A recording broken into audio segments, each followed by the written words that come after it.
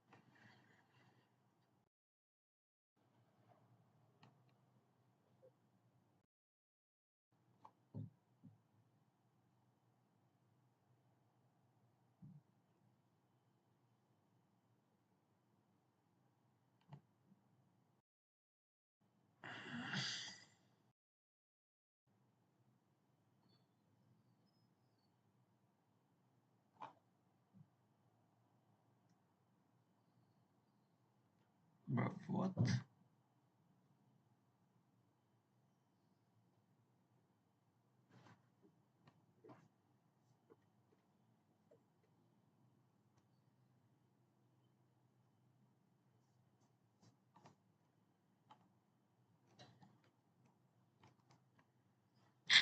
Yikes.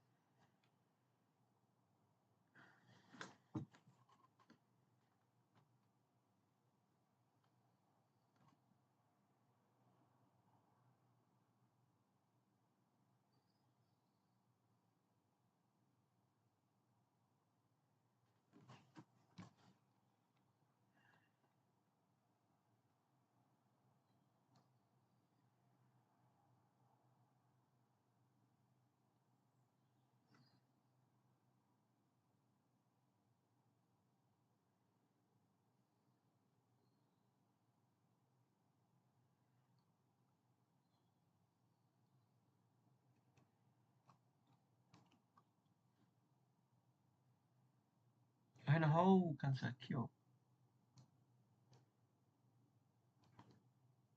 What's causing this? I don't even fucking know. Like, is it this?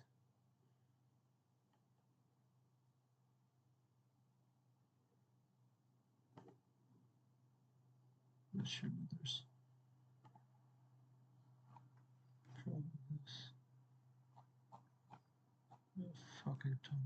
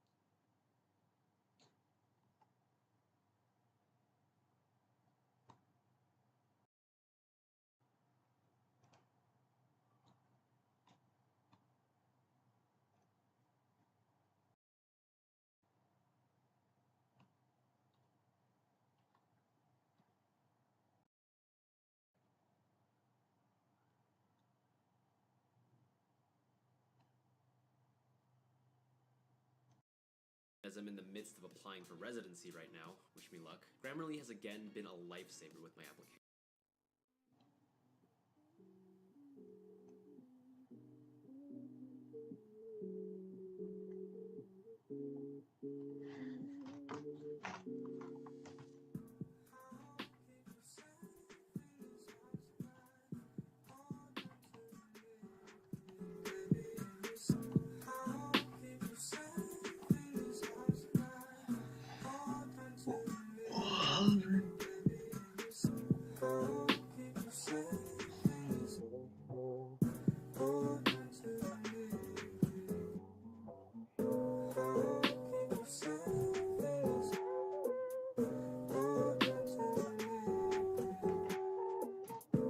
Capital asset. Restaurants.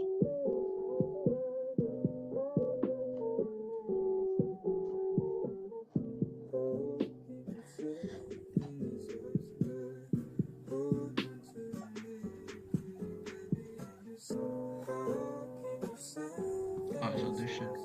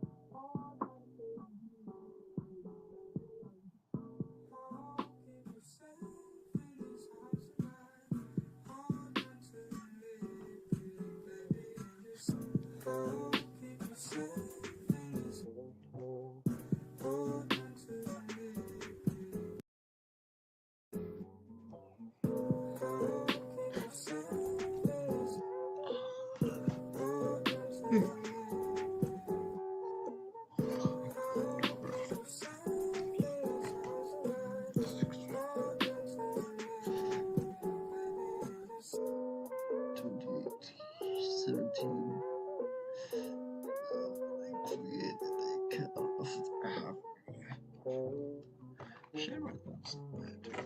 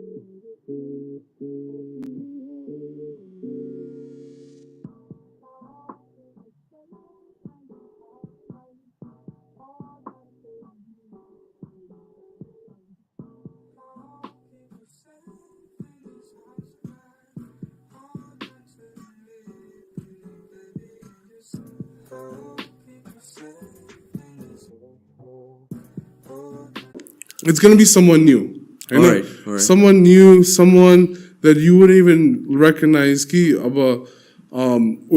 Music. That's why I want to just work with someone new, not with someone who has released music before. I know. So that I think that's very important to me. Okay, I know. That मैले कसलाई नयाँ मान्छेलाई introduce गराउन, whether it's male or female. I know. So that's the vibe म लिन चाहन्छु. Alright. So तिमीले first artist तिमीले जुन discover गरेको थियौ नि त हैन सगुन. So how did you find him कहाँबाट?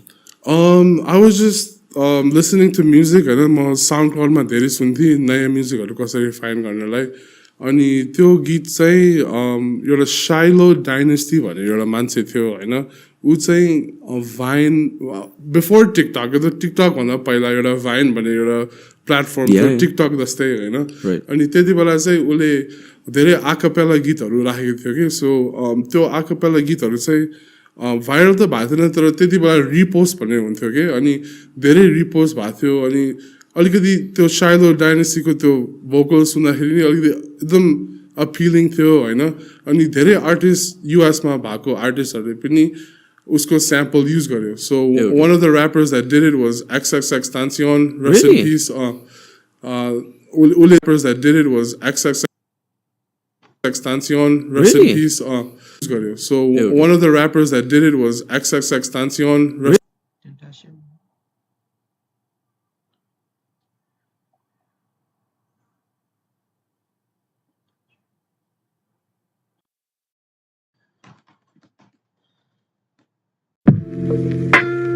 projects based on a normal distribution of returns. Now I'll explain what we mean by that in one moment. But it says the average annual return is 2.4 million. We're asked to estimate the value at risk at a 95% confidence level for 1 year. And then afterwards, second bit, also over the project's life of 6 years. But let's forget that for a moment. Now let me explain what's going on. Now ultimately you can just learn a rule. But I think it's important you see why the rule is what it is. If for no other reason, then obviously there can be little bits of writing about it. But the point is it tells us that this project gives an average return per year of 2.4 million.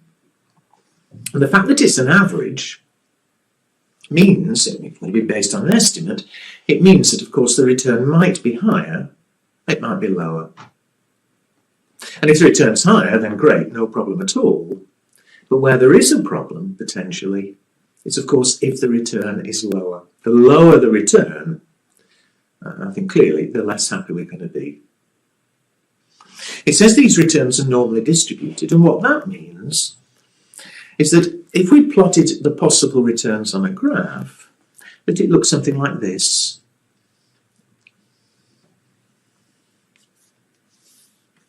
Here's the return.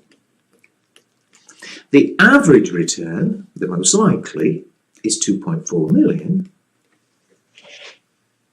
But there's a probability of the return being anything. It may be 3 million, 4 million, 5 million. It may be 2 million, 1 million. It may be higher, may be lower. But the reason the curve falls is it gets less and less likely as you get higher and higher, and similarly as you get lower and lower. We assume it's symmetrical, and so there's a 50% chance or a 0.5% chance that the return will be below 2.4 million, and equally a 50% or 0.5 probability of it being higher than 2.4 million. Well, again, the actual return may turn out to be higher, it may turn out to be lower, but when it says we've got a 95% confidence level, what it means is, remember, we're only worried if the return is lower. Well, we're going to set what you might call a bottom limit, such that the chance of it being above that limit, a 95% or 0.95, the chance of it being below that limit, and therefore 5% or 0.05. Now, we're going to calculate what that limit is, but just suppose, and I'm making up a figure, suppose it was 500,000, just suppose. We've already said the actual return could be anything higher or lower, but we want to fix that limit such that the chance of it being higher than that limit, a 95% 0.95, the chance of it being below that limit, there's only a 5% chance of it being below 500,000 or 0.05. Now, the 0.5 million I invented, that's what we've got to calculate. Is it 0.5? Is it 0.4 million? What is it? But that's what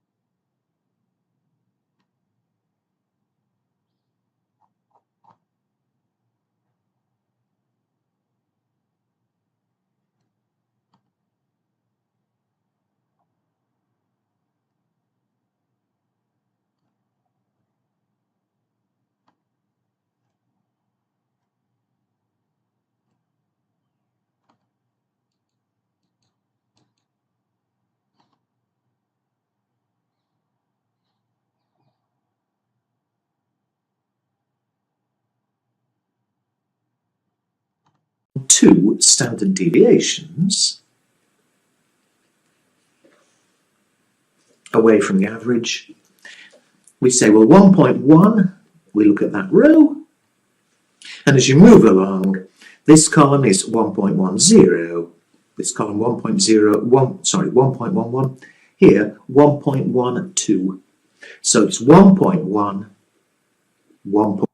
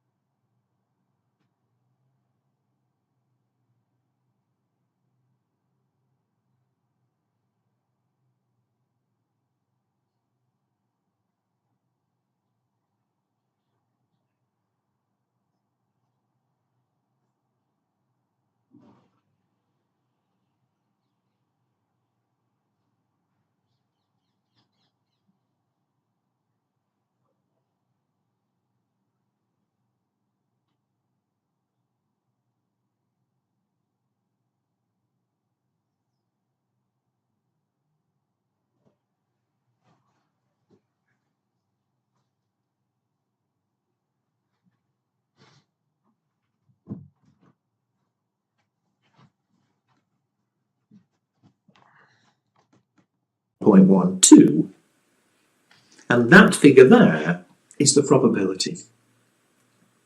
There's a 0.3686 probability of being 1.12 deviations from the average. Well, we're going to use it backwards because we said a moment ago that to fix our cutoff at 95%, we want the probability of being that far away from the average to be 0.45, 45%. So we look at all the possible answers from the table. Look at all the answers and see how many deviations gives us an answer of 0.45. And if you look down, where are we? Blah, blah, blah, blah, blah, blah, blah. 0.4. Here we are. There's 0.4595. Here's 0.54505. And so, surely to get an answer of 0.45, it's more or less halfway between those two. And how many standard deviations is that? Well, it's the 1.6 row, and it's halfway between 0.04 and 0.05. So to get that answer is approximately 1.6. That's the row we're on. Halfway between 4 and 5, so 645. I said approximately because in fact it's not precisely linear, so it's not exactly 1.645, but it's about that. But it means that if the distance from the average is 1.645 standard deviations, the probability, the chance, is 0.45, 45%. So, let's go back to where we were. Now here you're going to have to be patient with me a moment. There we are. Looks a bit messy. But to get an answer of 45%, 0.45, it's 1.645 standard deviations. And now it's easy, because the question tells us what the standard deviation is. It's 750,000.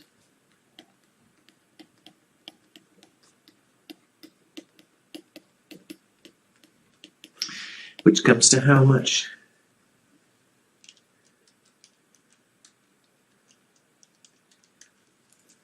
$1.233750 million. That's that distance there.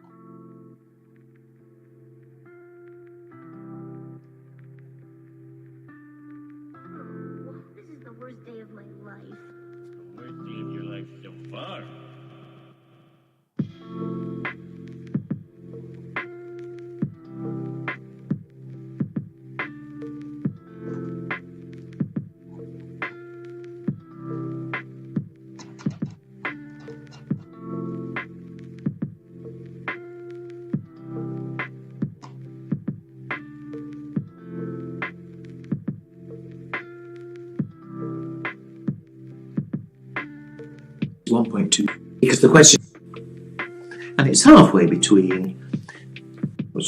Look at all the answers and see how many deviations gives us an answer of 0.45. And if you look down, where are we? It's 1.1, the table, 5 probability, or 5% of being below it. So we want the probability of being in this range to be 45% or 0.45. Now you should actually be aware, if you've looked at option pricing, or of it being anything, we assume it's symmetrical, and so there's a 50% chance or a 0.5% chance that the return will be below 2.4 million, and equally a 50% or 0.5 probability of it being higher than 2.4 million. Well, again, the actual return may turn out to be higher, it may turn out to be lower, but when it says we've got a 95% confidence level, what it means is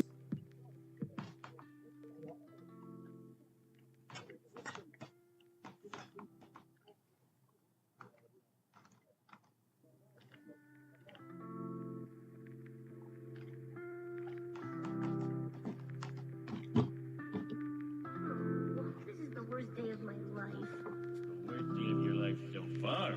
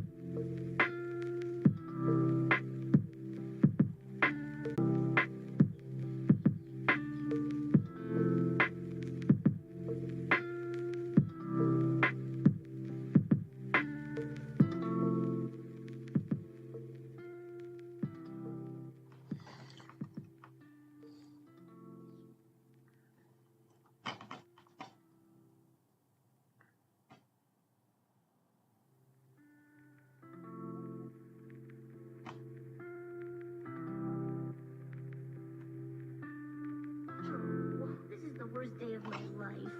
The worst day of your life so far.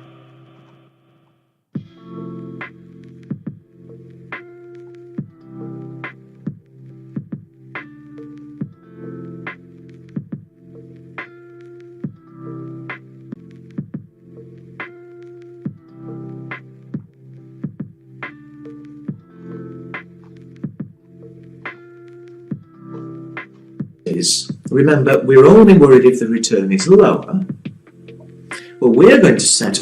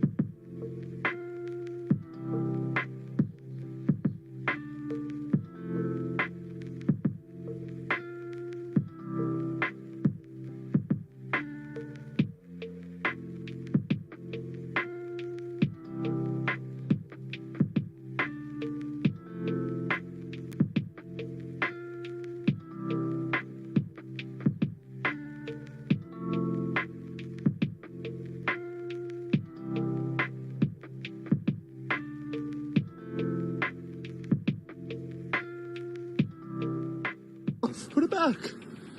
Well, show me what you're holding. So, yeah, keep it on. No, what are you doing? You know where they are right now? Do you have any idea where they are right now?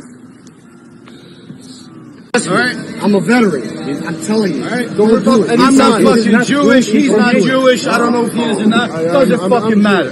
This is fucking the US. That's New York City. You don't have a fucking right to touch that shit. This is a free country.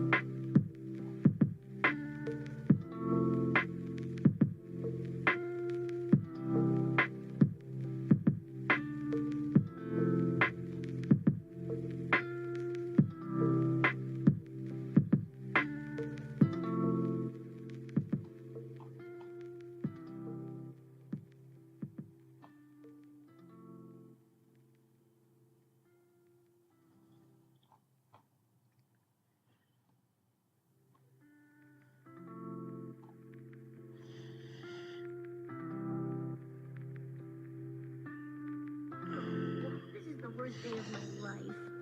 Worst day of your life so far.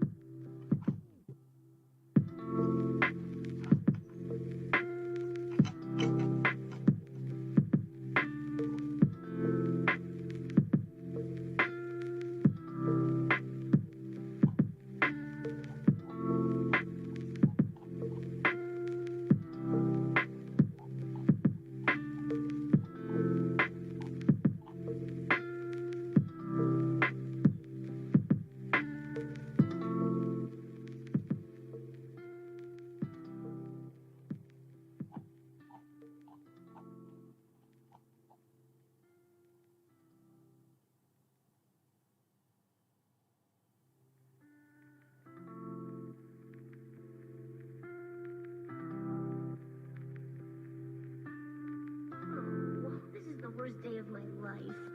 Worst day of your life so far.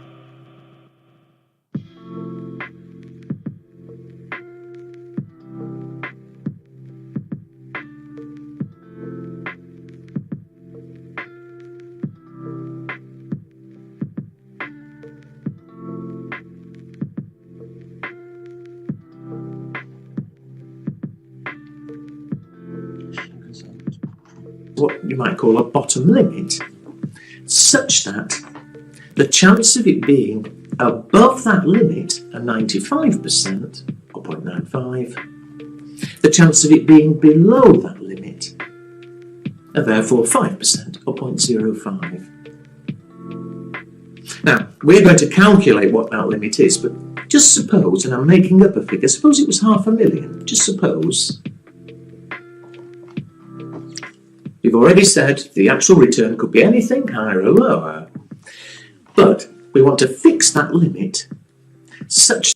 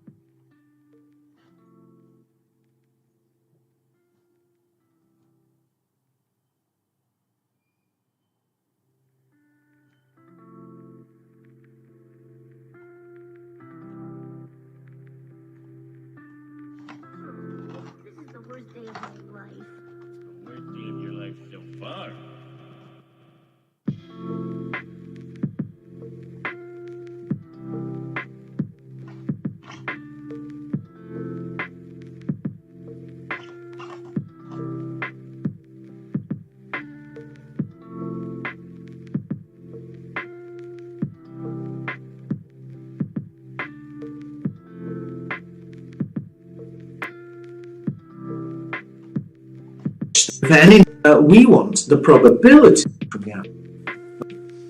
You should be aware that we can use normal distribution tables. And for any number of standard deviations, we can work out the probability. And that's what we're going to do here, but as you're about to see, we effectively, well not effectively, we actually do use the normal distribution tables backwards. And so, let me call up the normal distribution tables and be patient with me for a moment. Here we are. These are the tables you get given in the exam.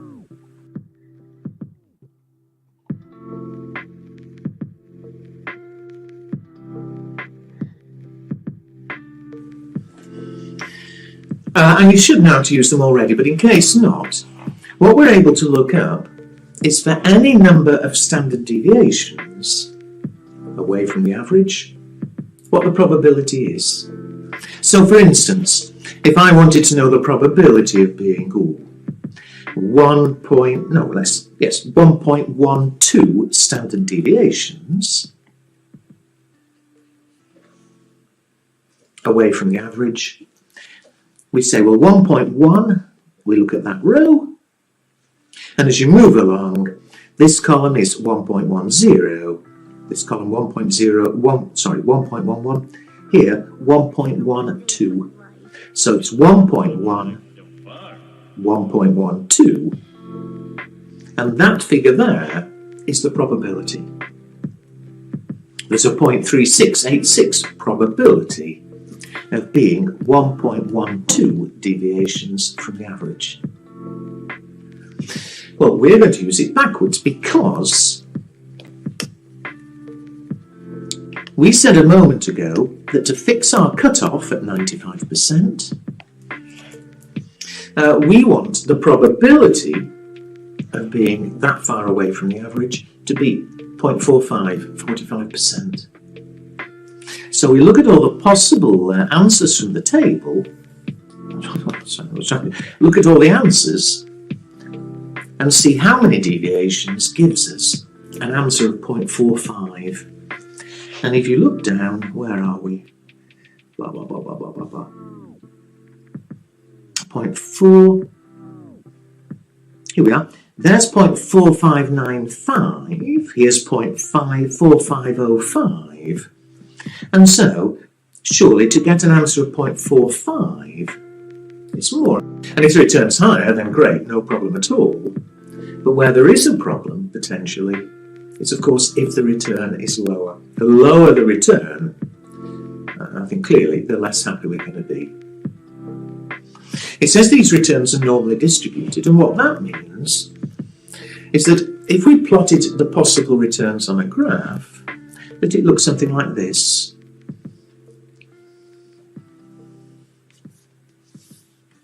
Here's the return. The average return, the most likely, is 2.4 million.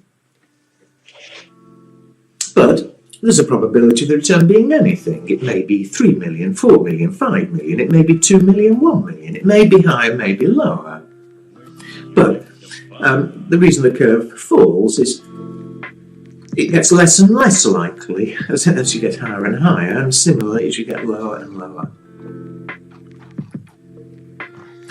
We assume it's symmetrical, and so there's a 50% chance or a 0.5% chance that the return will be below 2.4 million, and equally a 50% or 0.5 probability of it being higher than 2.4 million.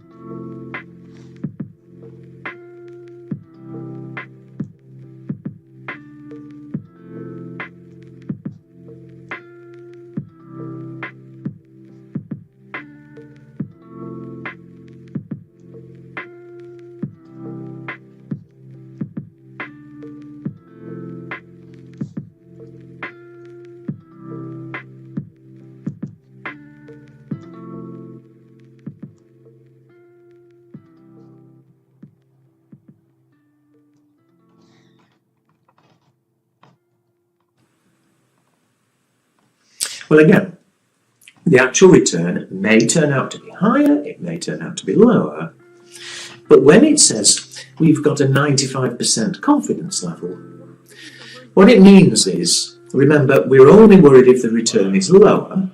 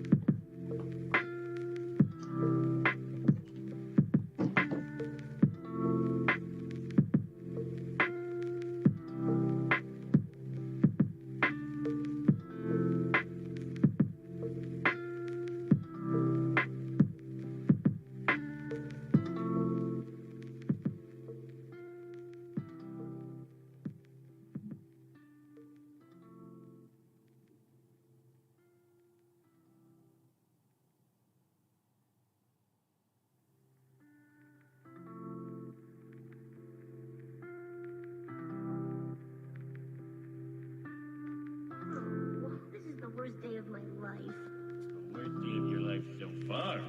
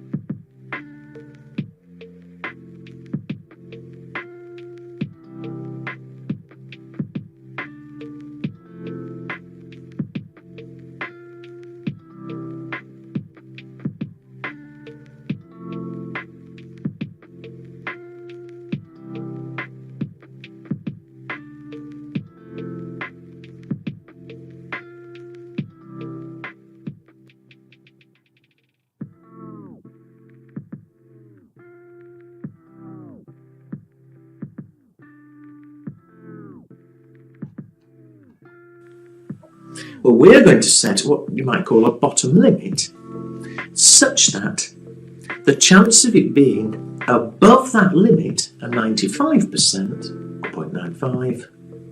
The chance of it being below that limit are therefore 5%, or 0.05. Now, we're going to calculate what that limit is, but just suppose, and I'm making up a figure, suppose it was 500,000, just suppose. We've already said the actual return could be anything higher or lower, but we want to fix that limit such that the chance of it being higher than that limit, a 95%, 0.95, the chance of it being below that limit, there's only a 5% chance of it being below 500,000, or 0.05. Worst day of your life so far.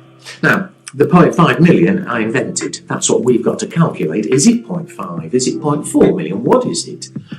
But that's what we're after, effectively. Setting this limit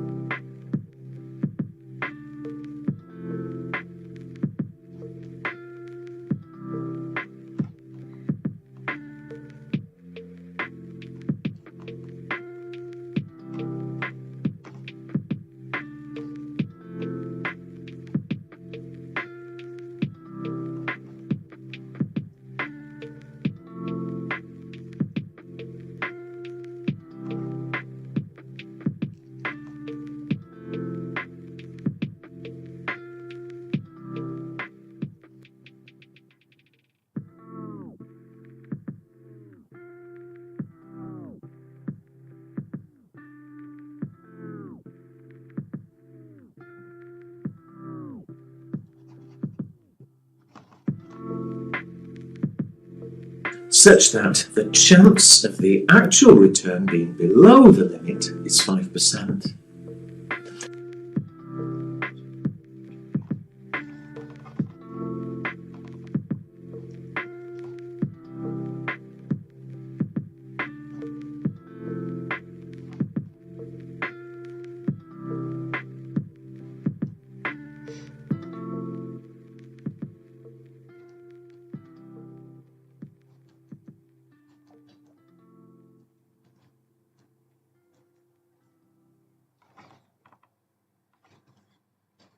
Or of it being above the limit is 95%.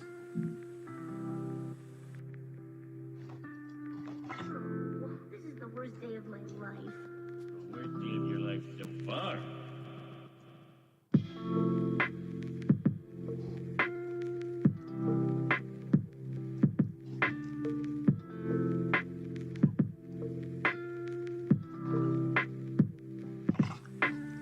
And we are able to do it because with a normal distribution, what we're able to work out is how many standard deviations that distance is. The distance between the average of 2.4 million and this limit that we're after. We know what we know what the probability is of being between the average and the limit. Think about it. We've already said there's a 0.5 probability, 50% of being below the average. We're setting the limit such that there's a 0.05 probability, or 5% of being below it. So we want the probability of being in this range to be 45%, or 0.45. Now you should actually be aware, if you've looked at option pricing, you should be aware that we can use normal distribution tables. And for any number of standard deviations, we can work out the probability. And that's what we're going to do here, but as you're about to see, we effectively, well not effectively, we actually 4.5 below the average. We know what the probability is of being between the average and the limit. Think about it. We've already said there's a 0.5 probability, 50% of being below the average. We're setting the limit such that there's a 0.05 probability, or 5% of being below it. So we want the probability of being in this range to be 45%, or 0.45. Now you should actually be aware, if you've looked at option pricing, you should be aware that we can use normal distribution tables. And for any number of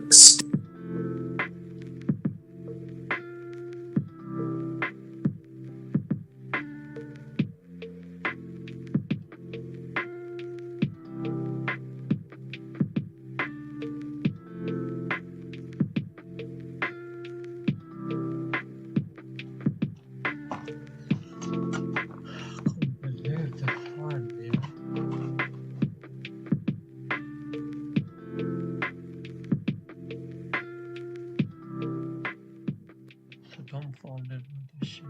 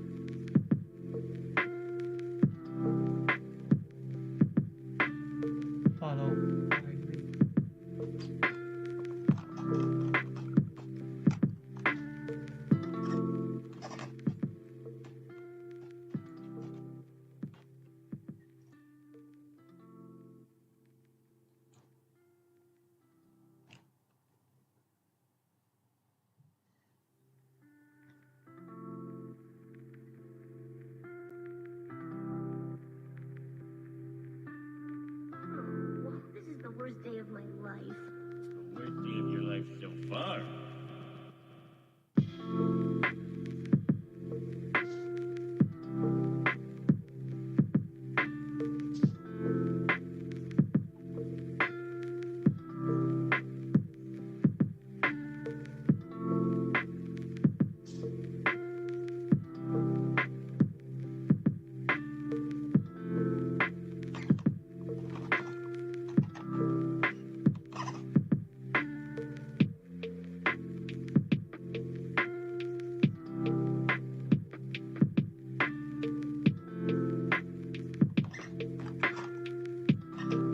Standard deviations, we can work out the probability. And that's what we're going to do here, but as you're about to see, we effectively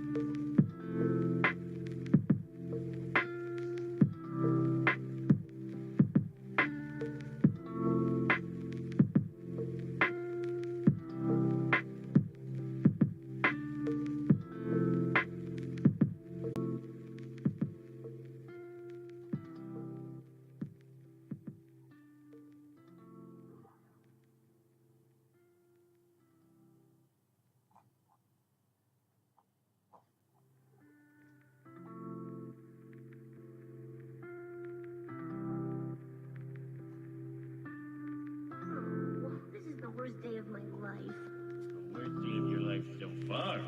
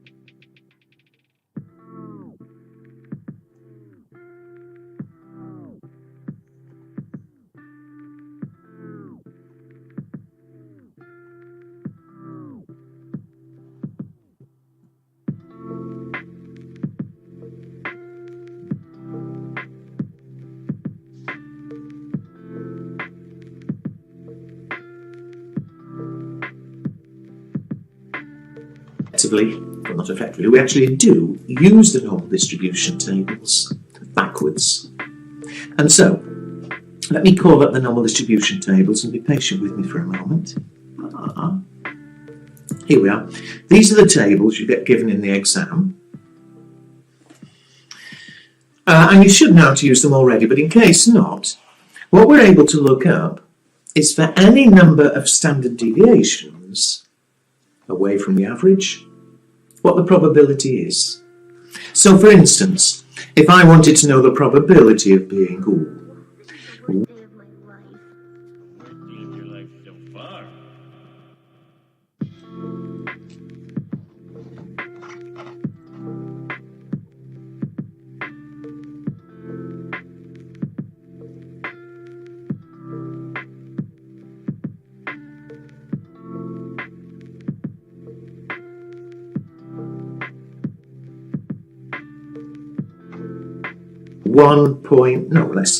1.12 standard deviations.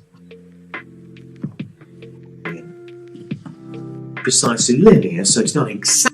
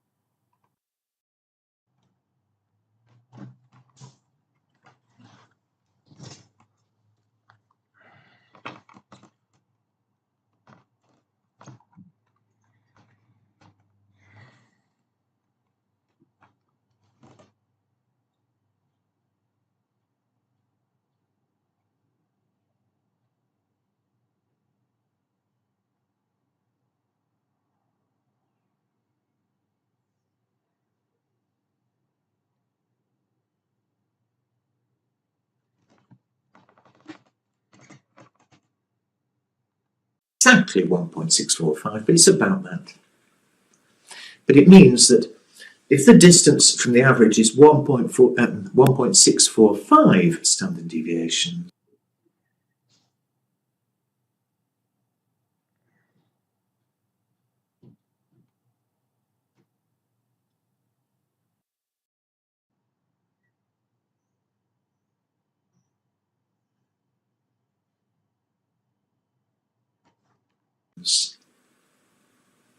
the probability that looks a bit messy, we can afford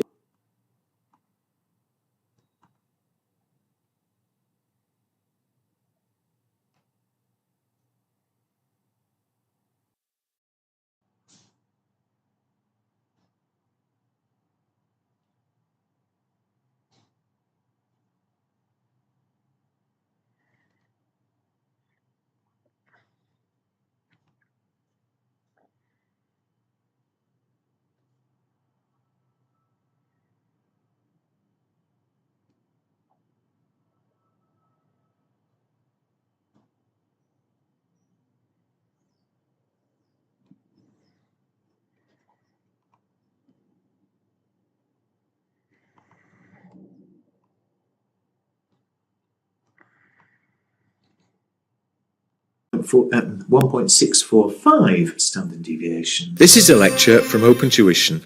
To benefit from the lecture, you should download the free lecture notes from opentuition.com. This is the second lecture on the chapter on risk and uncertainty. And as I did say in the previous one, the remaining topic we need to look at is something called value at risk, which is something rather different. And it's slightly annoying because it does involve some statistics, which isn't hard to explain, but it's the only place in the exam where you actually need some knowledge of statistics. And so we're not going to have a statistics lecture, but it is a bit annoying because I'll try and make sure you're clear what's happening, but otherwise it is very much learning the rules. And what we're going to do, well, can be applied to projects, but it's more commonly used by banks.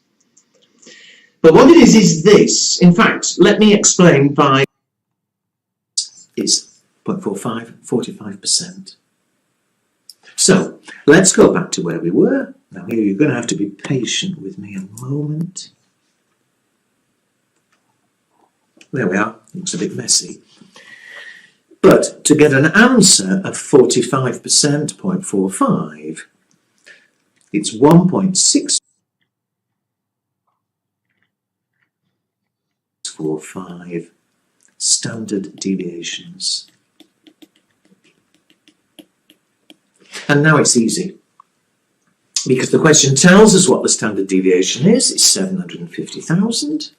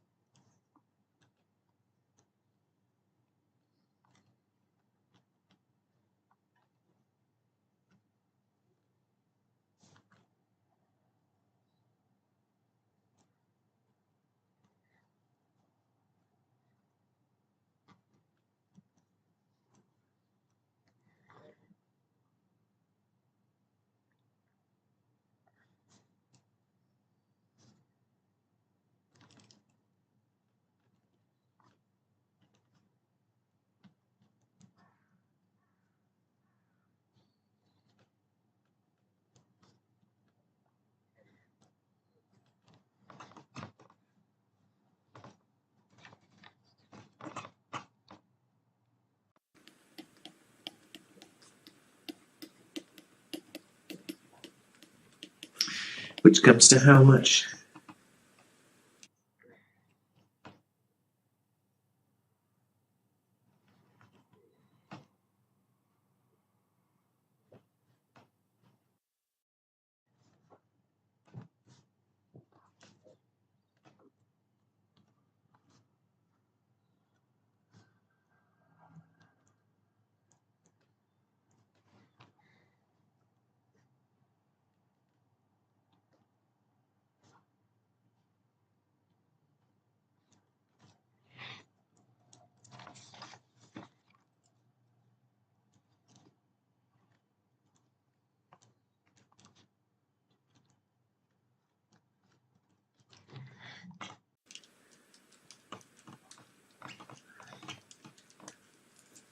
$1.233750 million.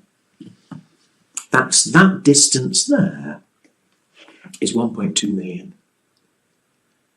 And so that's how much we're at risk. Remember, we think on average it'll be 2.4 million. It might be lower. We can afford it to be up to that much lower at 95% confidence. There's a 5% chance that it'll be more than that much lower. Or if you prefer, the cut-off point, the average, remember, is 2.4 million. We can afford to be that much lower, the distance away, 1.233750. And so a cut-off of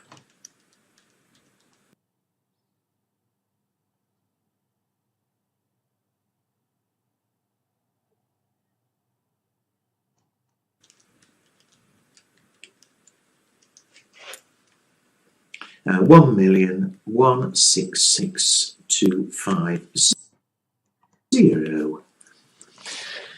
And if you've understood me, you should be happy that there's a 95% chance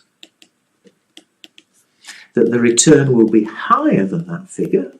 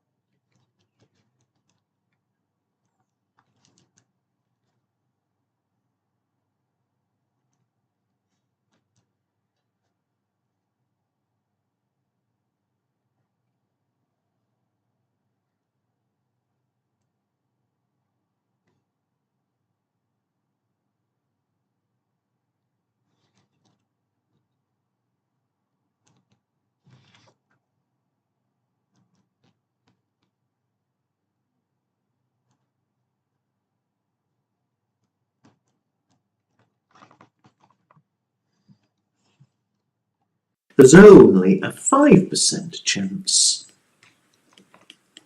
that the return will be lower than that figure.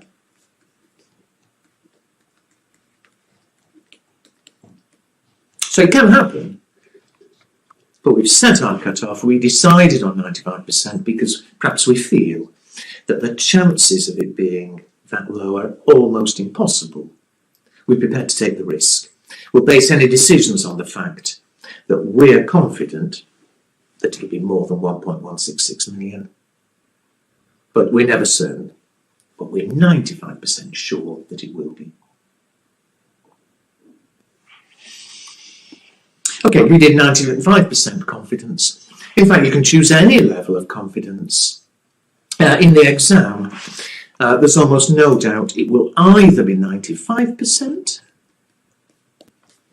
which you just saw is 1.645 standard deviations, or alternatively 99%. I say in the exam, it'll almost certainly be one of those two. And although I'll write down the answer for 99%, it'd be a good idea if you just pause this lecture and have a go yourself. That's why I'm pausing. But anyway, now I'll carry on. Think about the graph again. This time, if there's a 99% chance of being above the limit, or a 1% chance of being below. Again, because 50% above, so 49%.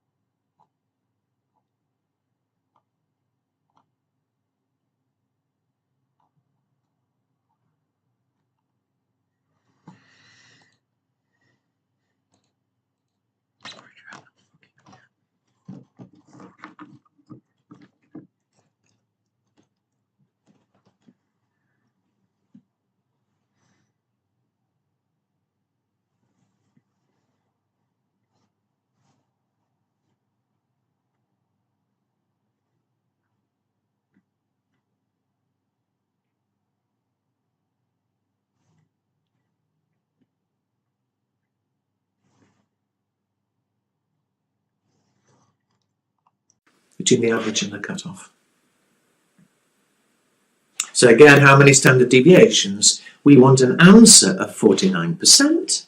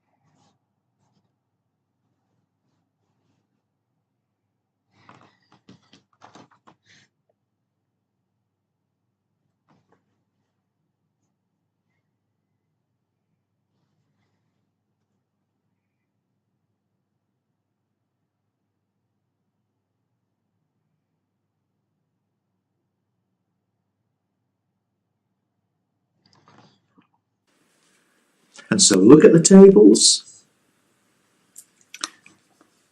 49% is 0.49. And so where are we? To get an answer of 0.49. There we are. It's almost exact. Sorry, I've slightly rubbed it out, but 0.4901 is near enough. And how many deviations is it? 2.3. And for the second decimal place, which column is it? 3. And so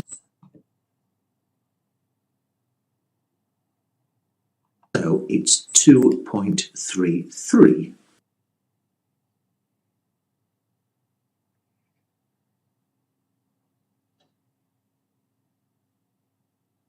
Standard deviations.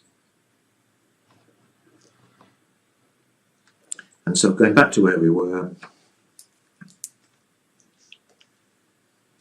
if it's 99%, exactly the same sort of arithmetic, but the distance away from the average will be 2.33 standard deviations.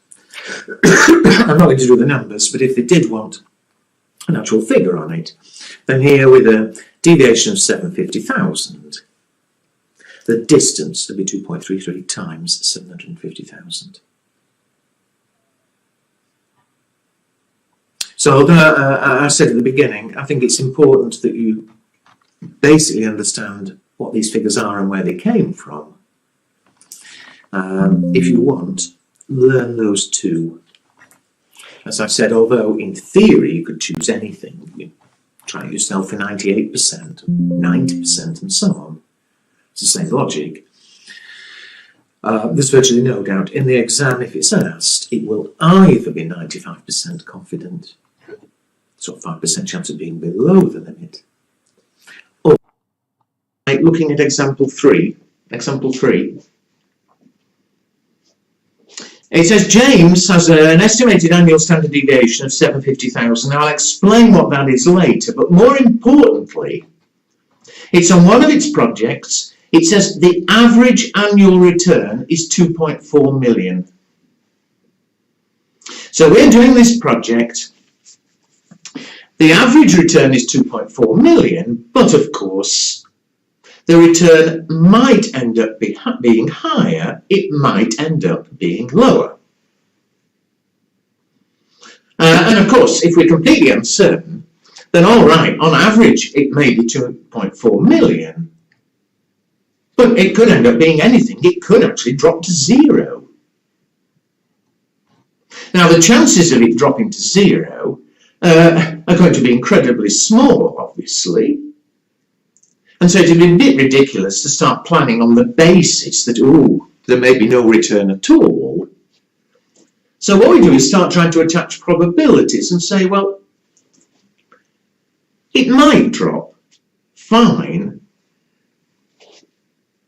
It's hardly going to drop by 2.4 million. It could, but again, that's so unlikely. But let's work out the maximum drop there's likely to be with what we call 95% confidence. Now then, what we do is this. We assume that, all right, the returns are going to vary. On average, it's 2.4 million, but it may be higher, it may be lower. We assume that the returns follow what we call a normal distribution.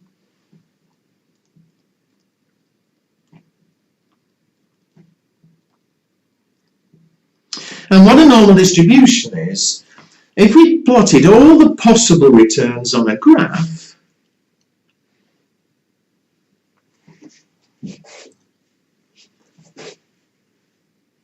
how likely they were to happen, so here are the returns, we know that on average it's going to be, what was it, 2.4 million, but it might end up being higher, might end up being lower. We assume if we did put them on a graph, it would look something like this. Oh dear.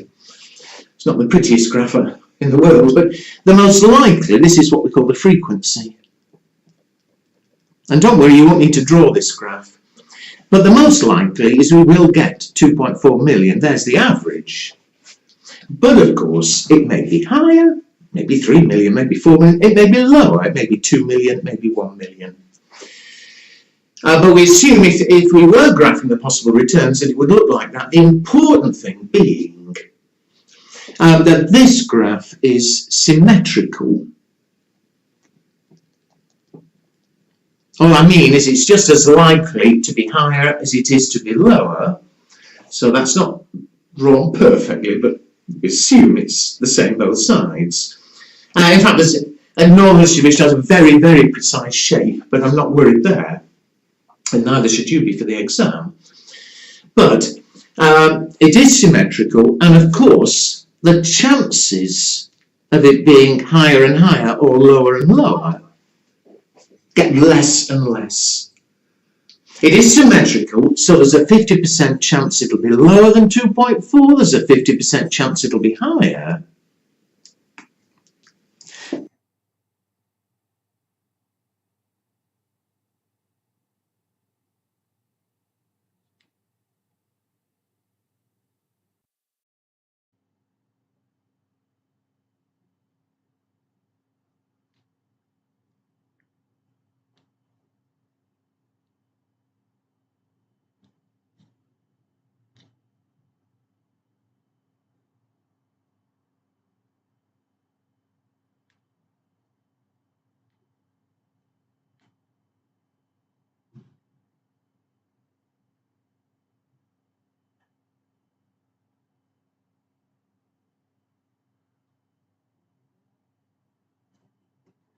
But the chance of it being further and further away from the average, it gets less and less.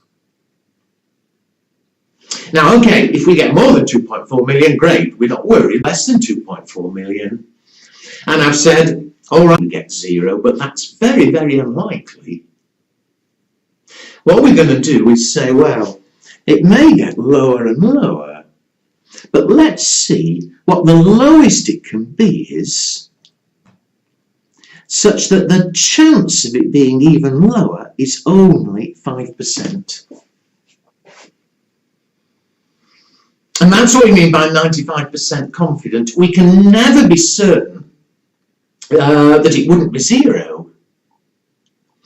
But if I could fix a limit there, I'm making up a figure here, but if I could fix a limit of 100,000, let's say, but I'm inventing the figure, that's what we're going to calculate shortly. But if I were able to calculate there are only 5%, I can say, well, I'm 95% certain or 95% confident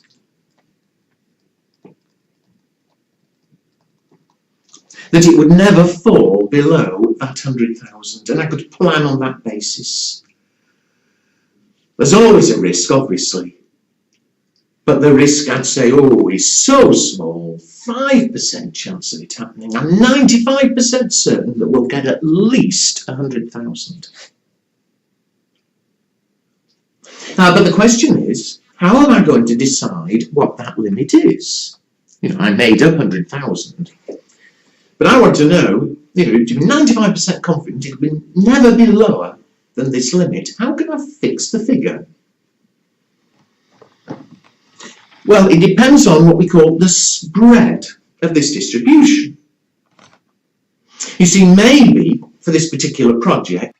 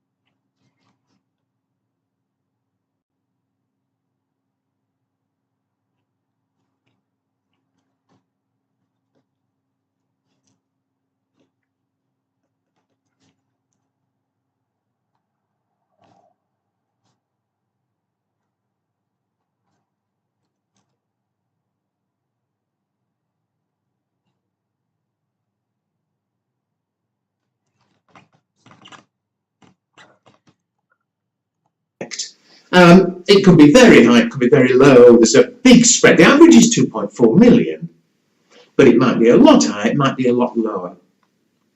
On the other hand, maybe this distribution was more like this. That again, oh dear, that again the average, the most likely, is 2.4 million.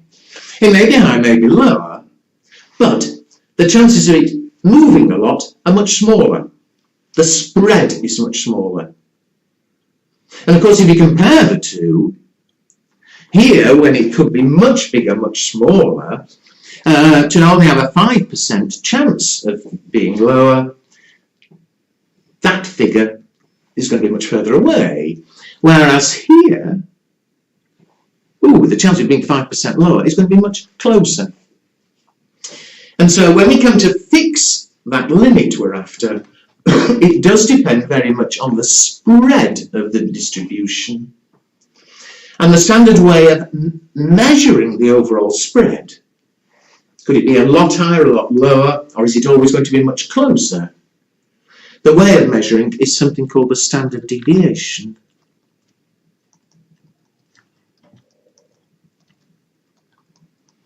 The symbol for which is little sigma. And in the exam, if you ask one of these questions, you would be told it. It's a measure of spread. And we are told here that it's 750,000 is our measure of spread. Now here's where it gets slightly annoying, because as I said, this isn't a statistics exam. You will never be expected to calculate this. And so I'm not going to waste your time showing how this is arrived at. You would be given it. But it is a measure of spread. The more the distribution might spread, the more it might be a lot higher, a lot lower, the bigger this standard deviation would be. It's like the average spread away from the this 2.4 million. However, and even more annoying, there is one thing you'd better learn to be safe. That without going through how standard deviations are calculated, in fact, we do calculate something else first, called the variance. And it is worth learning. You don't need it for this particular question, but you just could throw this in. The standard deviation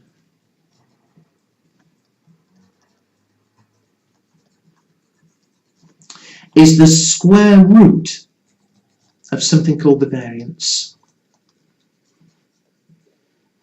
Now, this is where I start to get annoyed, because I hate just saying, learn a rule. But to start going through showing you how this is calculated really would be wasting your time, because you'll never, ever be asked to calculate it. You'll either be given the standard deviation directly, most likely 750,000, or you could just be given a figure and said the variance is X, in which case you would be expected to know that to get the standard deviation which we're going to need is the square root of the variance. However, back to where we were, and we're nearly there now. But I want to know, remember, how far away, how much lower than 2.4 million could we be, such that the chance of being even further away is only 5%. I've already said it depends on the level of spread. If there's a lot of spread, the figure's going to be much lower. If there's very little spread, the figure's going to be much higher. And so, what we do is we find out what this distance is. First of all, in units of spread. We find that distance in numbers of standard deviations.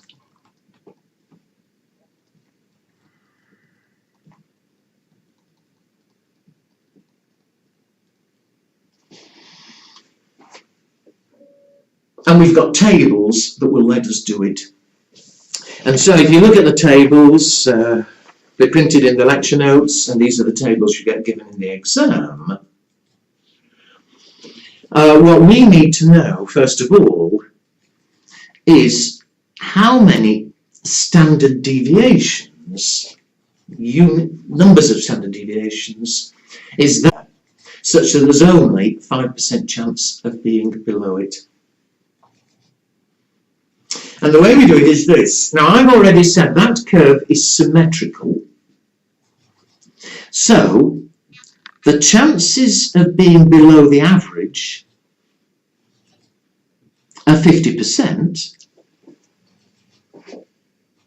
I want to set this cutoff so there's only a 5% chance of being further away. Well, 50% would cover everything. We want to cut off that little 5%, and so I need this area, that distance, to be the difference of 45%. So for a 5% cutoff, 50 minus 5, I want there to be a 45% chance of being between the 2.4 million, the average, and my cutoff. Now then, if you turn to the normal distribution tables, you'll see we're going to have to use them in reverse. I want to know how many standard deviations that distance is, such that there's 45%. The tables will tell you the percent for any numbers of standard deviations. They tell you as a decimal, so what we need for a 5%, sorry, I beg your pardon, for a 95% confidence level,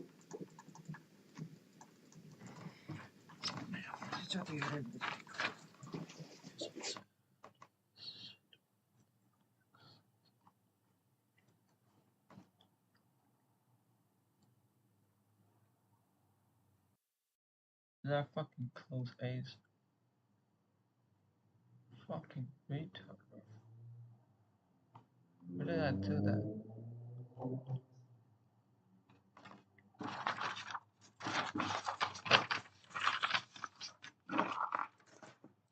How to finish?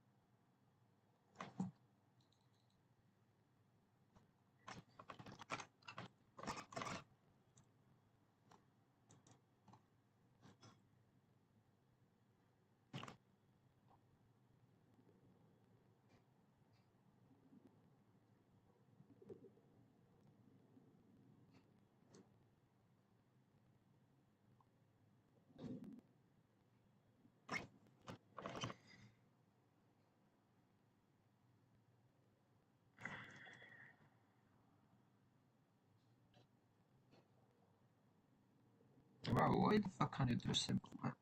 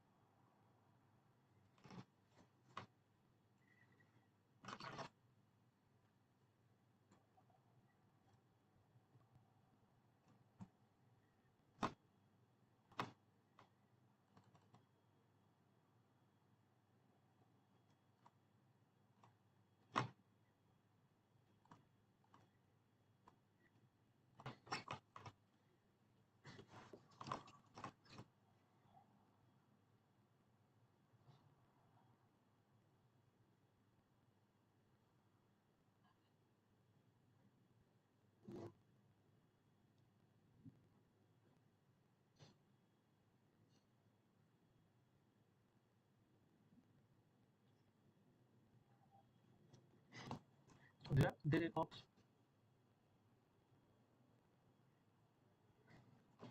Calculate a VAR of combined portfolio of IBM and AT&T bonds with a daily volatility of 2% and 1% respectively. Portfolio value volatility 15 million.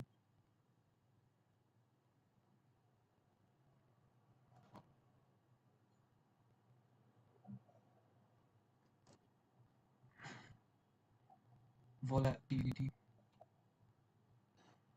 is square root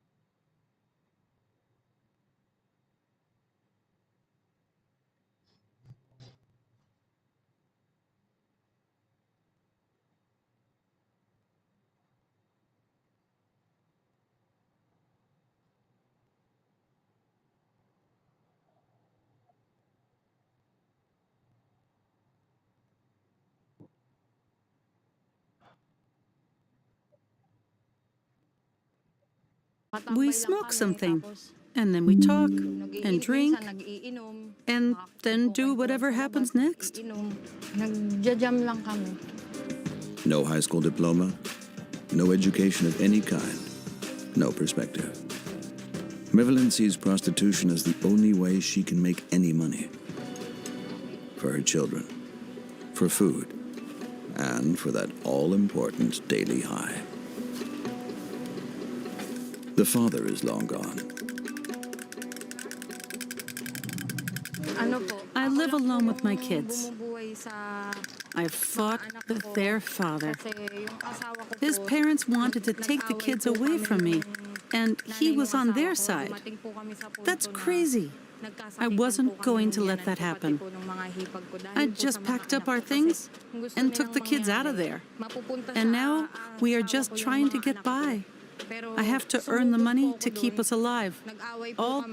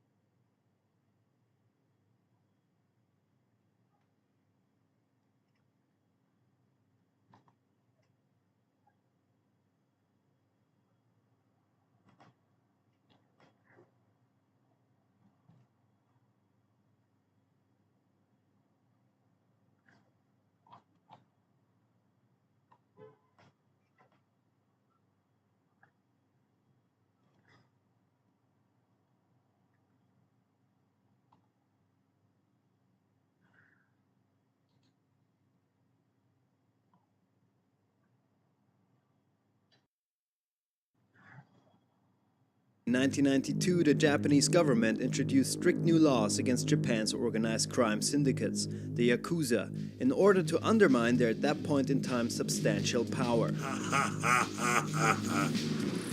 Once an army of more than 80,000, their numbers are the lowest since 1992, and the traditional world of the Yakuza, which has been existing since the 17th century, is crumbling.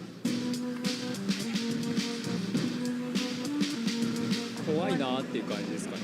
アンダーグラウンドな世界にいるのかなっていう感じではあります。まあでもなくなっちゃったら、まあ昔からあるんだろうし、釣り合い方も出てればいいんじゃないですかね。俺は偉いんだみたいな感じで歩いてたんですけど、今は全然怖いと思ってません。営業にしてもそうだし、なんか問題が起こった時に対処してくれるのがヤクザさんかなっていう。正直僕そんなヤクザさん好きじゃないですけど、まあ必要な存在かなと思いますね。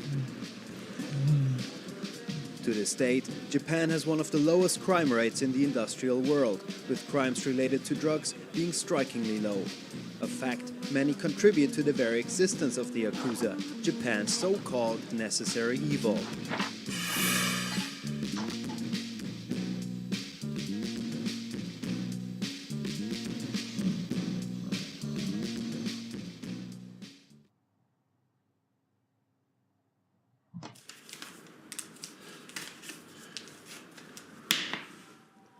それで今は9だったもんで、ここに布団とかありね。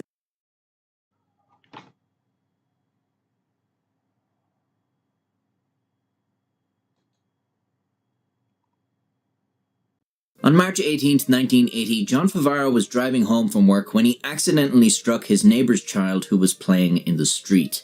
This was especially troubling for Favaro because his neighbor was infamous mob boss John Gotti. So, how did the crime lord react to news of his son's accident?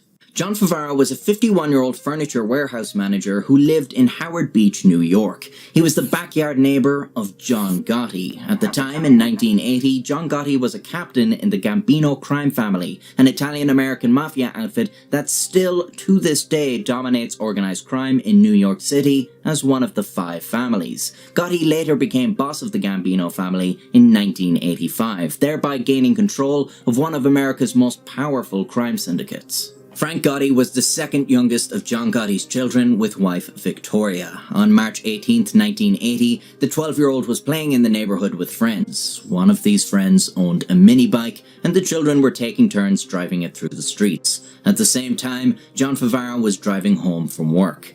That is when Frank Gotti dashed out onto the street and was struck by Favara's car, knocking him off the mini bike and ultimately killing him. The Gotti family have published their own account of these events, alleging John Favara was drunk and speeding when he hit Frank. According to this account, Favara was so intoxicated he continued driving, dragging the boy's body 200 feet before finally being stopped by shocked and outraged neighbors. After being confronted, he belligerently asked what the child had been doing in the street without a hint of remorse. This dramatic account of the incident is somewhat contradicted by the fact that Frank's death was ruled an unavoidable accident, as he had supposedly entered the street at a blind spot, leaving no time for Favara to react. No criminal charges were filed against John Favara, which would be a gross miscarriage of justice if multiple neighbors had truly bore witness to drunken and reckless behavior at the scene of the incident. Once again, there are diverging accounts of what happened after Frank's death, with the more colourful account coming from the Gotti family.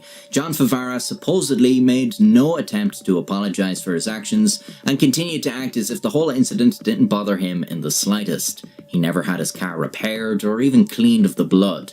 A few days after Frank's funeral, his grieving mother Victoria was disturbed by loud music and laughter coming from Favara's backyard. As she approached to confront the man who had killed her son, Favara met her with a smug smile, before her husband John retrieved her and brought her back to the house, narrowly avoiding an incident. After John Gotti had gone to sleep, Victoria returned to the Favara household with a baseball bat and began striking Favara's car. Favara came out of his house cursing Victoria, at which point she swung the bat at him multiple times, but missed each time. She returned home before the police were called. Other accounts follow the thread of Frank's death being a genuine accident and have John Favara receiving death threats in the following weeks. The baseball bat also features in these accounts. John Favara had supposedly attempted to visit the Gotti household to apologize and offer his condolences. Upon arrival, he was attacked by a bat-wielding Victoria Gotti, after which he was treated at a local hospital, although he refused to press charges. Following this, Favara and his wife considered moving with their 2 sons out of Howard Beach, recognizing the danger posed by the Gotti family. Time was not on their side, however. 2 months after Frank's death, the Gottis departed for a vacation in Florida. 3 days later, John Favara disappeared. Eyewitnesses claim a van pulled up alongside him near his place of work, and men beat him before hastily dragging him into the van. Rumours circulate over what exactly was done to Favara after this. Some say he was simply killed, others say he endured a more grisly fate before his demise. The public may never know for sure exactly what happened, but John Favara was never seen again. His wife, who had moved away with their 2 sons shortly after, had Favara declared dead in absentia 3 years later. John Gotti was an immediate suspect in the disappearance. When questioned by police, Gotti claimed to know nothing about it, pointing out that he had been in Florida at the time and saying, "I'm not sorry the guy's missing. I wouldn't be sorry if the guy turned up dead." Although Favara's remains have never been found, details emerged decades later in allegations made in court. In a 2008 case against Charles Carniglia, a hitman for the Gambino family, prosecutors alleged John Gotti had ordered Favara's execution for killing his son, and Carniglia had carried it out before dissolving Favara's remains in acid. This information came from informants in the Gambino family, although it was never proven or disproven, as Carniglia was not on trial for Favara's murder. His case ended with convictions for 4 other murders, amongst other crimes, and he is still imprisoned to this day. No one has ever been charged in relation to John Favara's disappearance. After the 4 remaining Gotti children grew up and started families of their own, they each named a son Frank in honor of their brother. His older sister Victoria published a book about life in the family, in which the depiction of John Favara as a heartless child killer appears. The account of a civilian terrorizing and antagonizing the family of a mafia captain is questionable, although the alternative, that being that Favara was an innocent man in an unavoidable accident, would be a fairly grim event considering how he spent his last moments. Whatever the case, that day in 1980 marks tragedy for 2 grieving families that left behind a son and brother, a husband and father.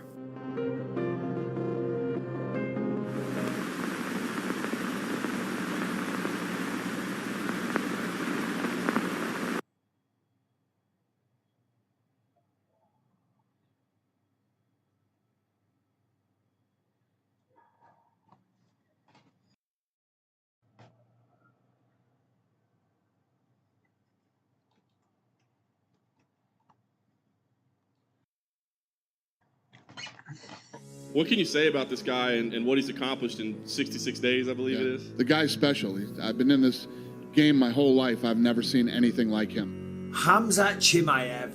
This man's the real deal. You see the training footage and you see the intensity that this guy pursues everything with. Yeah. He's just an absolute animal, non-stop in every way. Striking, wrestling, conditioning. The word is, by people who train with him, they're like, dude, he is a freak of nature. You've had guys that'll be like, let me talk to my team. This guy's like, I want to fight again here on Fight Island. I was like, really? We turn him around, he fights again, and he does it again. He's had 3 or 4 fights in the UFC. He's only been hit twice. What's crazy is when you talk about his win tonight and what he did and how impressive he was, he's a 170-pounder. He knocked out a guy who's 185 pounds with 1 punch. But I come in for everybody! Kill everybody! I'm the champ! Ah! If I kill everybody, what are you gonna do? Picking that man up and just having conversations with Dana White while he's got this man hoisted up in the air. Just wanna fight, bro. Fight, fight, fight. Having conversations with Dana White while he's got this man hoisted up in the air. Just wanna fight. Picking that man up and just having conversations with Dana White while he's got this man hoisted up in the air. Just wanna fight, bro. Fight, fight, fight. I love this shit. While he's got this man hoisted up in the air. Just wanna fight, bro. Fight, fight, fight. I love this shit. I mean, he comes from a tough place. Yeah. From a tough place, you're going to create tough men. One of the most special fighters I've ever seen, if not the most special guy that I've ever come across. I like to fight in the cage and smash somebody. It's too easy. Smash somebody, you get money, brother. It's perfect for me.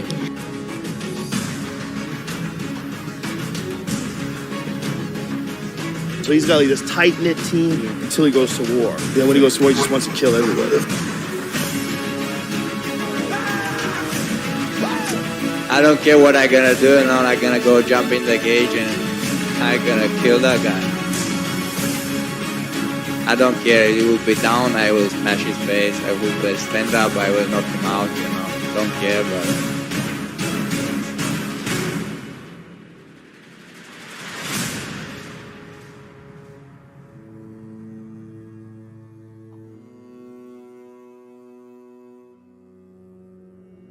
On the eve of UFC 194, Conor McGregor pulled the impossible. After a series of spectacular wins to kick off his UFC career, he was set to match up against the featherweight champ Jose Aldo. Up until that fight, Aldo was on a winning streak that spanned over 10 years and 18 straight wins.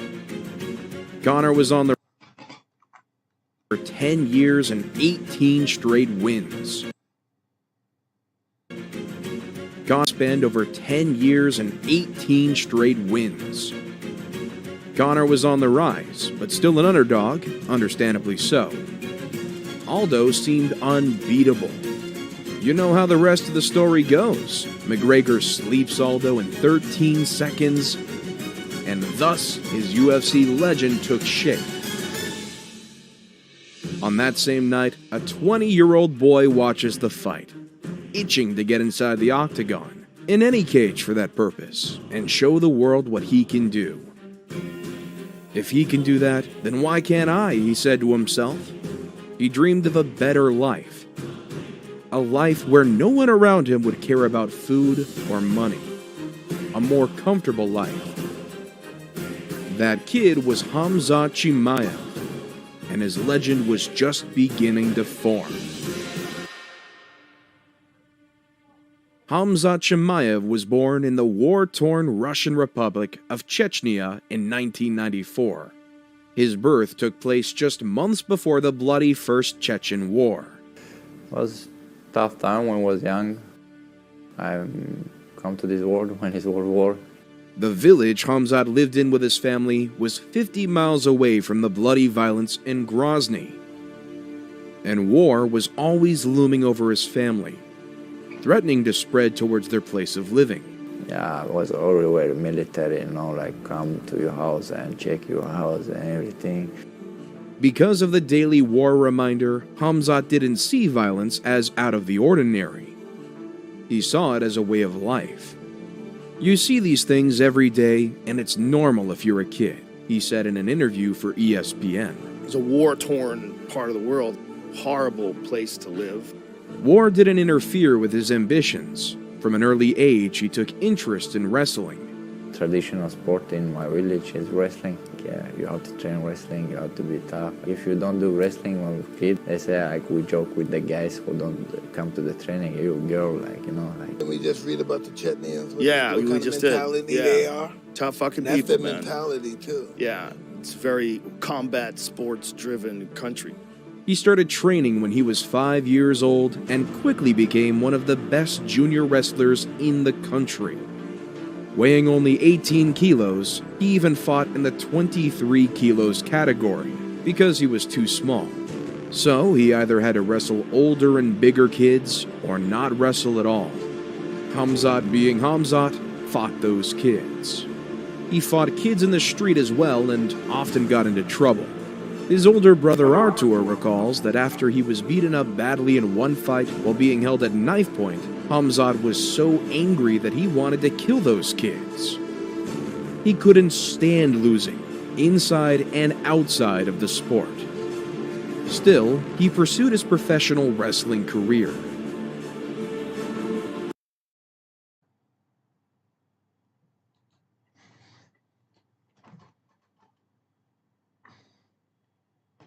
Gon is doing his best Mikasa cosplay right now. Scarf is so comfortable. If Attack on Titan has proved anything to me, it's that you want to get a girl, get her a nice scarf. You want a man? Get him a nice scarf as well, because this is so comfortable. What's up, brethren? Welcome back to another episode of the Trash Taste Podcast. I'm bringing back the intros, baby. I'm with brethren number 2 and 3. Can we get demonetized for that? But the word... I'm pretty sure it's close enough. Oh, dude, I'm quitting YouTube if that... Can we get demonetized for that? But the word... I'm pretty sure it's close enough. Oh, dude, I'm quitting YouTube if that happens. No, you're not. No, you're not. Dude, No, have we really gotten so Puritan to the point where we can't even say that anymore? That's ridiculous. Yes, on YouTube, yes. I've given up on making money on YouTube via ad revenue. Holy shit! For the last 6 months, I think I have had.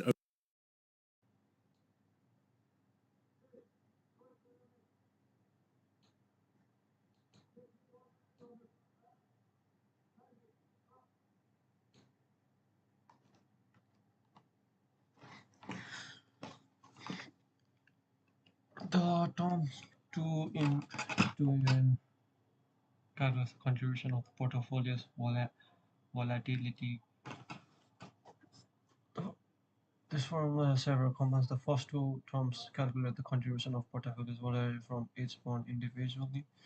The third term calculates the contribution to the portfolio's volatility from the correlation of two bonds. The correlation coefficient measures how closely the returns of two assets are related. A correlation coefficient of 1 because we have a correlation coefficient of 0.7. The term 2 where did the 2 come from?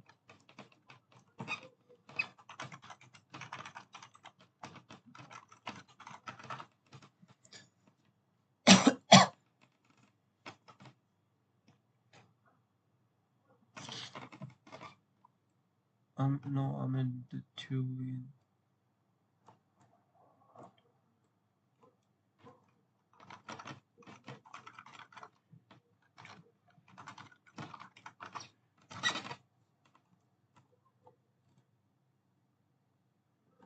The term 2 in the formula for calculating the volatility of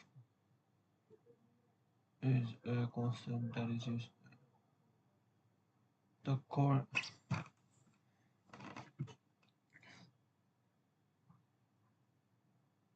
a correlation coefficient of 1 indicates that the returns on two assets more perfect. Is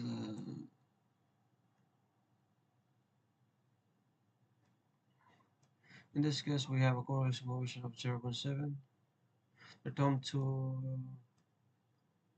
therefore, this term takes into account both the correlation between two bonds, their respective weights in the portfolio.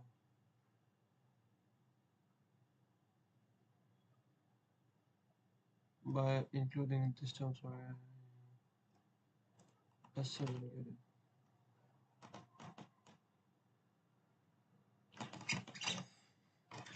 So is the term 2 coming from how many stocks there are?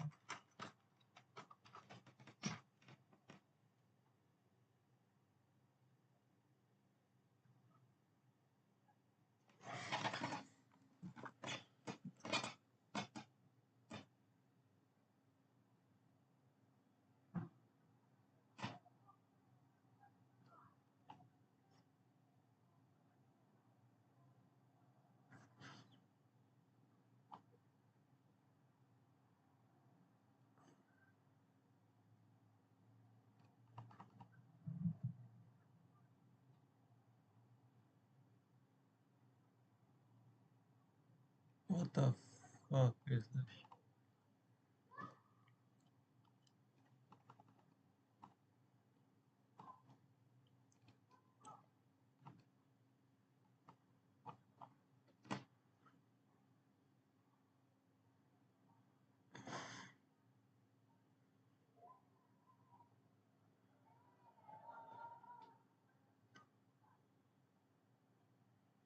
Weight of IBM into weight of AT&T into P into volatility of IBM into volatility.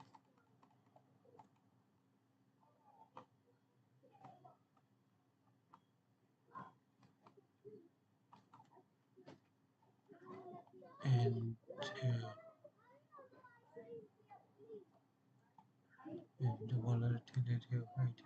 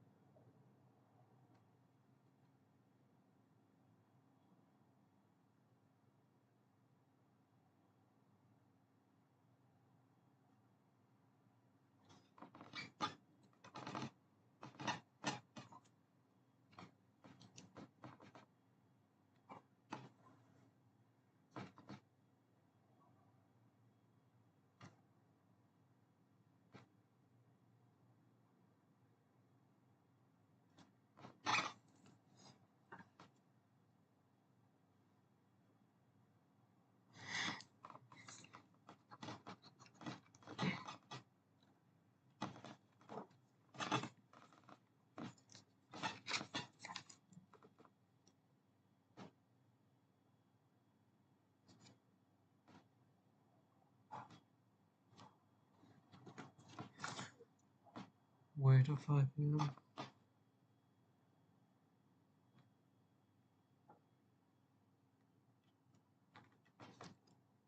into var of IBM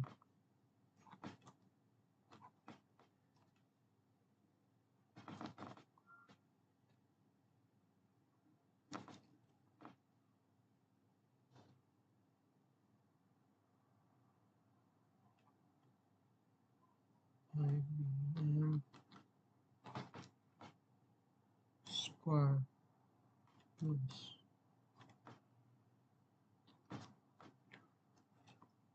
AT&T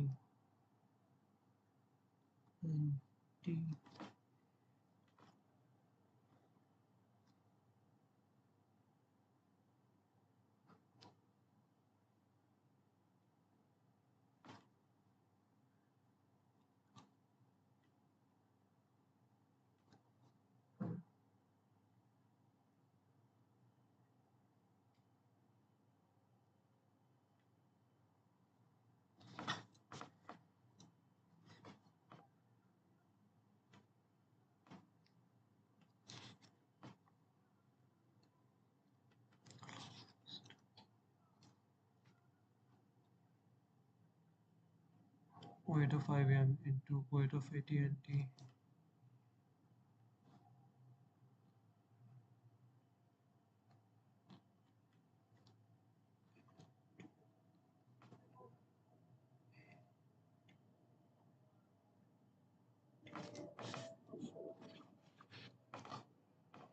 into P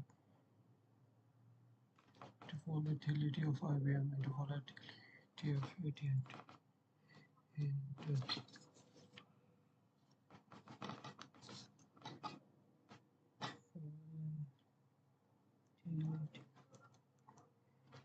of IBM. Oh, fuck.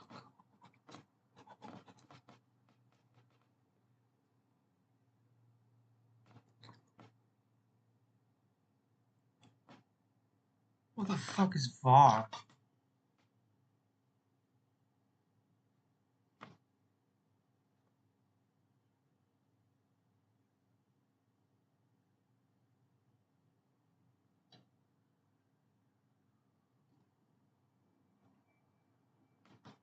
Volatility. So volatility of IBM square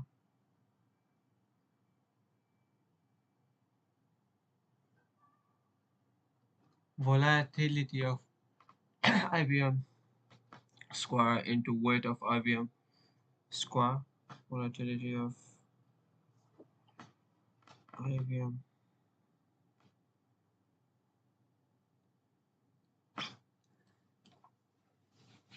volatility of IBM square into weight of IBM square.